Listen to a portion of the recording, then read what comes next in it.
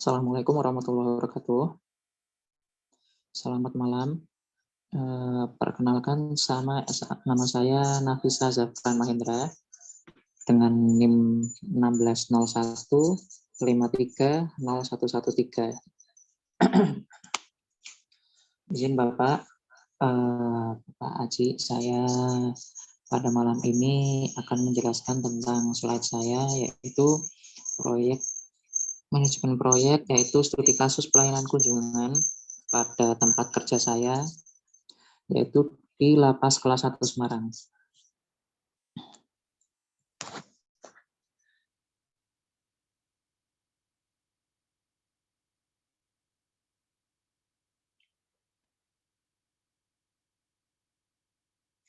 Ya, manajemen proyek adalah suatu pendekatan atau metode untuk mengelola suatu proyek dengan efektif dan efisien. Sistem ini hadir sebagai perangkat untuk membantu mengelola kegiatan-kegiatan berbentuk proyek. Nah, pertama-tama saya izin dulu Bapak, mohon maaf karena keadaan saya bekerja sekarang itu tidak boleh membawa HP. Jadi foto yang saya berikan pada slide ini itu kurang ya sudah seperti ada pada umumnya, cuma tidak bisa waktu real time pas waktu ada kunjungan dari masyarakat gitu loh Pak, izin Pak. Dan melihat datanya itu kan sekarang sudah pakai komputerisasi. Nah, itu tidak bisa melihat oleh laptop yang digunakan sewaktu kunjungan itu yang ada data dari aplikasinya tersendiri. Jadi pada slide ini yang saya berikan adalah contoh sebagian besarnya itu seperti berikut. Ya, izin untuk melanjutkan lagi. Pelayanan kunjungan Lapas Kelas 1 Semarang. Ada 2 layanan kunjungan. Yang pertama yaitu kunjungan barang atau makanan. Yang kedua yaitu kunjungan tatap muka. Nah, yang pertama ini kunjungan barang atau makanan. Kunjungan barang atau makanan itu dari pihak keluarga itu menitipkan barang-barang, ya misal seperti pakaian, terus sarung, sajadah, lalu bacaan seperti Al-Quran maupun Alkitab, dan juga makanan minuman yang dibawakan oleh keluarga, ya bisa dimasak sendiri dari rumah ataupun makanan fast food yang bisa dibeli di luar. Nah, yang kedua, kunjungan tatap muka. Kunjungan tatap muka yaitu dari keluarga itu bertemu langsung dengan tahanan maupun narapidana di aula kunjungan dalam Bapak, yang hanya dibatasi 30 menit saja. Nah, jadwal dari pelayanan kunjungan ini seminggu itu 3 kali. Dari Senin, Kamis, dan Sabtu. Mulainya itu jam 9 sampai jam 11 siang, Bapak. Nah, kita lanjut ke slide selanjutnya. Nah, ini adalah alur pelayanan kunjungan barang atau makanan. Dari sini sebelumnya itu, kalau dari kunjungan tatap muka kan hanya dimintai data dari keluarga, misal hanya menunjukkan KTP, lalu ingin bertemu dengan siapa. Nah, alurnya itu pertama diperiksa dulu barang-barangnya, lalu bisa menyampaikan keperluannya untuk bertemu dengan tahanan atau napi siapa. Nanti dari pihak petugas akan mencarikan datanya dan lalu boleh masuk ke dalam dan bertemu dengan keluarga yang bersangkutan. Nah, kalau pelayanan kunjungan barang atau makanan ini yang sekarang itu sudah terkomputerisasi, Bapak. Jadi kalau dulu itu offline ini pengunjung datang ke loket penitipan barang, itu daftar dulu, dicek dulu berkas-berkasnya, KTP, SIM, dan lain-lain. Lalu keluarga itu mendaftar ke loket, pengunjung bisa menyerahkan formulir beserta barang bawaannya, yaitu makanan atau barang, diperiksa dulu di loket. Jika sudah aman, bisa langsung ditinggal. Nah, pada layanan offline ini dulu tuh sudah sejak dulu hingga terakhir pada angkatan saya itu, hingga muncullah inovasi seperti berikut, Bapak, yang online ini. Nah, kalau yang online jadi bisa memudahkan keluarga atau masyarakat di luar dalam prosesnya menitipkan barang atau makanan di dalam. Jadi pengunjung mendaftar dulu melalui aplikasi. Ini aplikasinya Kedung Tani Public Service, sudah bisa di-download. Hanya baru Android saja, Bapak. Saya kok lupa memberikan contoh aplikasinya. Lanjut saja. Setelah daftar, jadi mendapatkan QR Code. Nah, dari QR Code ini nanti pengunjung men-scan untuk mendapatkan formulir kiriman barang. Nah, jadi di sini perbedaannya, setelah mendapat QR Code ini kan sebelumnya mengisi data dulu, yaitu data keluarga yang ada di dalam itu tahanan atau napi. Nah, jadi bisa diisi dulu datanya, tinggal kalau sudah ketemu kan keluar QR Code-nya. Nanti QR Code-nya itu ketika datang hanya tinggal di-scan saja dan langsung keluar keluar print-printan dari formulirnya, barangnya, Bapak. Nah, nanti setelah mendapatkan form itu yang di print itu, nanti tinggal pengunjung menyerahkan ke loket pemeriksaan. Nah, tapi ya sama saja, Pak. Jadi barang maupun makanannya itu diperiksa terlebih dahulu. Jika sudah selesai, boleh ditinggal pulang. Nah, ini misalnya ini contoh dari tim jadi dibagi, ada tim A dan tim B untuk petugas pelayanan layanan kunjungan. Nah, jadi sudah ada seperti nama-nama berikut yang ditempatkan pada masing-masing pos. Jadi ini misal Iqbal Firzal ditempatkan di loket pendaftaran. Lalu ada Cahyo Wulan, ini Bu Cahyo ini di pemeriksaan badan wanita. Ini untuk bertemu secara langsung ya, Bapak. Lalu ada Pak Fajar, ini Pak Fajar Sodik ini di pemeriksaan barang, ada loket pemeriksaan barang. Lalu pengawas kunjungan ini yang mengawasi jalur-alurnya itu, menjaga ketertiban juga. Lalu Mas Apian ini pemeriksaan stempel atau kalung. Jadi kalau berkunjung dengan keluarga yang dari luar itu diberi, setelah diperiksa badannya aman, diberikan cap stempel di tangan dan kalung juga. Itu berfungsi untuk memberi tanda bahwa mereka itu adalah pengunjung yang datang dari luar, yang bertemu dengan keluarga, ada keperluan di dalam lah.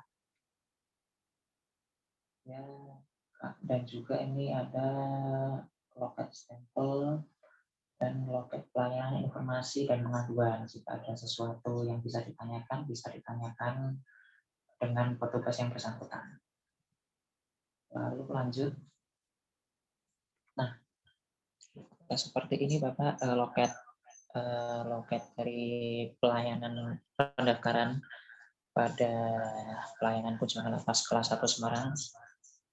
Jadi, nah ini yang tadi saya maksud Bapak, kalau ini kan saya fotonya tadi pagi, sebelum saya pulang dinas. Nah, pada foto ini tidak terdapat keluarga-keluarga yang sedang berkunjung, itu yang saya maksud Bapak. Nah, jadi intinya pada ini nanti di meja nanti ada petugas, lalu pada loket ini sebagai tempat penitipan obat oleh keluarga. Nah, selanjutnya yang di sebelahnya ini, nah ini adalah loket pelayanan pendaftarannya Bapak. Jadi di dalam sini nanti ada petugas. Nah, nanti ada yang dengan sistem yang sudah terkomputerisasi itu memakai SBP namanya Bapak. Nanti petugas menggunakan laptop untuk menggunakan aplikasi tersebut. Nah, nanti alurnya dari awal ini keluarga datang, lalu menyerahkan KTP sebagai alat identitas diri, lalu menyebutkan keluarga yang di dalam yang ingin dikunjungi, entah itu ingin dikunjungi secara tatap muka maupun hanya menitipkan makanan atau barang saja Bapak. Nah, ini yang tadi saya maksud ini seperti ini Bapak, sistemnya itu seperti ini, tapi bisa kurang jelas karena saya tidak bisa memfoto jadi alur-alurnya itu loh Bapak. Jadi singkatnya ini dengan menggunakan aplikasi SDP ini. Jadi yang pertama itu didaftar dulu ini keluarganya siapa, nanti dicarikan tujuannya untuk keluarga tahanan atau napi siapa yang di dalam. Nah, nanti dengan adanya ini kan bisa mempermudah data-data yang diperlukan. Jadi nanti tampilannya itu seperti ada misalnya napi A nama siapa, tempat tanggal lahir, terus kasusnya apa, jadi dikena hukuman berapa tahun. Nanti di bawahnya itu ada profil data keluarganya yang sering berkunjung, yang memberikan barang atau makanan maupun juga berkunjung menemui beliau secara langsung. Nah, setelah mendapat data itu nanti datanya di-print dan diberikan itu untuk formulir untuk mendaftar ke loket pemeriksaan. Nah, selanjutnya, ini adalah contoh kartu pelayanannya Bapak ini pada saat offline. Jadi ditanya namanya siapa, bloknya apa, pengirimnya namanya siapa, jenis barangnya apa, itu Pak. Jadi belum terkomputerisasi, masih manual tulis tangan, ditandatangani atau ucap, lalu baru diserahkan ke loket pemeriksaan. Lalu selanjutnya, nah pada tempat ini adalah ruang tunggu bagi keluarga sebelum mereka masuk ke dalam. Jadi di dalam ruangan ini itu ada loket pemeriksaan barang maupun makanan. Nah, dan juga ada alat pemindai tubuh, dan setelah itu loket bilik pemeriksaan badan. Jika sudah aman, maka yang bersangkutan boleh bertemu dengan keluarganya di dalam. Nah, kalau gedung ini adalah koperasi. Jadi koperasi ini pihak ketiga di mana lapas bekerja sama dengan koperasi, dan koperasi ini yang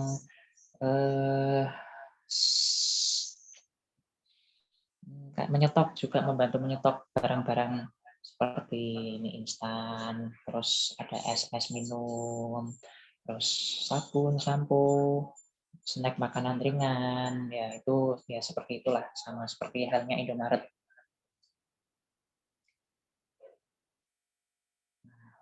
Lalu keluarga juga bisa membeli di sini, lalu juga bisa perbedaannya dengan membawa sendiri dari rumah. Kalau beli langsung di koperasi, itu bisa langsung masuk tanpa adanya pemeriksaan, Bapak. Jadi istilahnya kami lapas ini sudah percaya dengan koperasi. Ya memudahkan juga bagi keluarga yang bersangkutan agar tidak ya kalau misalnya terburu-buru atau tidak ada waktu, jadi bisa menghemat waktu gitu. Nah, kalau ini dulu saya Bapak waktu zaman CPNS tahun lalu. Jadi ruangannya berbeda. Ini kan masih ada tempatnya di luar ini Bapak. Jadi loket pemeriksaannya di luarnya ada meja-mejanya. Itu ada ya seperti itu. Kalau yang sekarang ini kan sudah berubah menjadi kursi-kursi seperti ini Bapak.